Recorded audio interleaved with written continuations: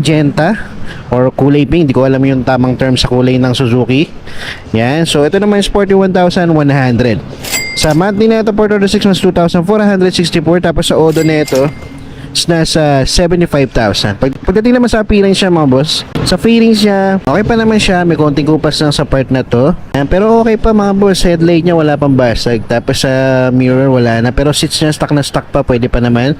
Yan, grab bar niya nandun pa. Aftermarket niya sa handle niya, pero sa lever niya stock pa. Yan, sa mga naghahanap ng ganitong kulay na Suzuki SkyDrive Sports, check nyo na lang dito mga boss. Tapos ito naman, sa mga naghahanap dyan ng matte blue na SkyDrive Sports, no? So ito, from 64,224, ngayon makukuha mo lang siya ng 49,868. So sa monthly na ito, for 36 months, 2,883. Yan, sa appearance naman niya mga boss, pagdating sa fairings niya, okay pa naman siya, wala pa naman basag, paliliguan lang din. Headlight niya buong buo pa. Sa mags niya na repaint na. Sa gulong niya pamalit niya, napakanipis na mga boss.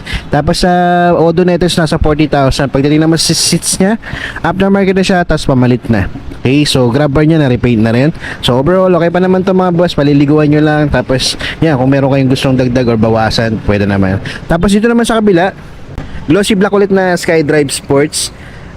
Sa presyo na ito, check natin, no? Yan, from 65,860